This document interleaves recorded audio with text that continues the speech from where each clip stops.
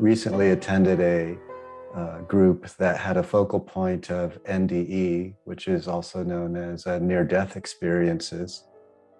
I would almost guess that all of us have had them in this group in one way or another.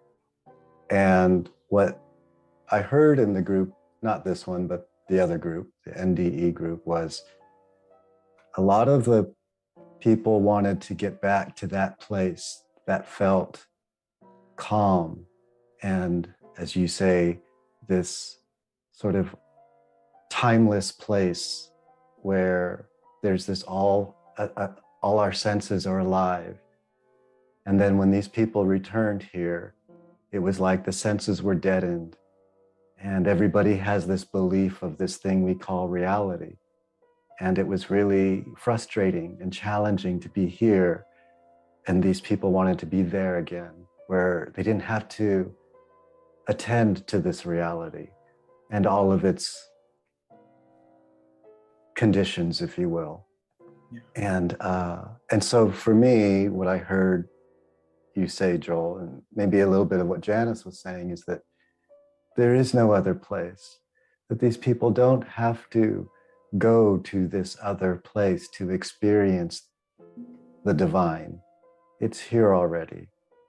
And we can quiet down our sense of I am late, I am busy, I am full of poop, or whatever it might be. Mm-hmm. And let it dissolve, let the corners and the edges dissolve without, say, the use of psilocybin or other chemicals that sort of jumpstart it, that we can jumpstart it ourselves in our hearts. And so this is what I sort of connected to in the meditative discussion, if you will. And I really just have this strong sense of wanting to reach out to these people and just tell them, please, there's nothing that you need to go get. That feeling that you had when you were no longer alive in your body is still in you. And it's full in you.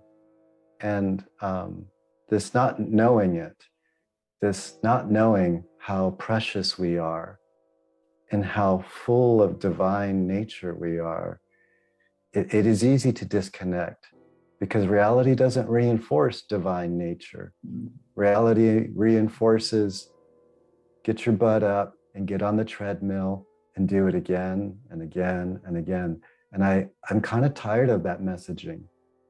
We are so much more than this treadmill that we are sort of obligated to participate in. But we're so much more than that. And in the silence, we can connect to it. And in that silence, we realize we were never really disconnected from it. Even when we forget it, we're not disconnected. It's impossible.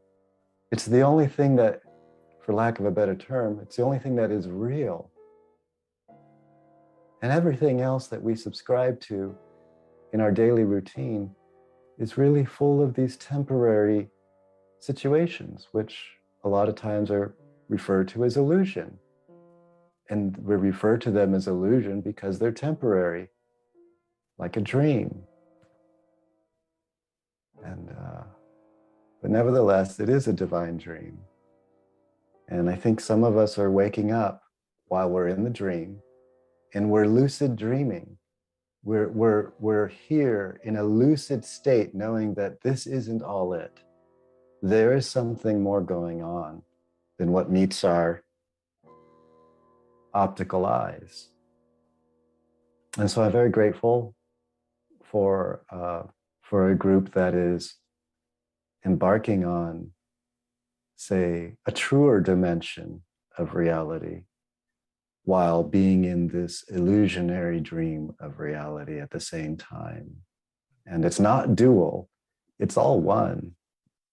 But it's nice. It's nice, because I think that's what these NDA folks are missing in their lives, is something like this, a container like this that can acknowledge it and sort of live in it without having to be outside of the body. So I thought I'd just share that. Thank you.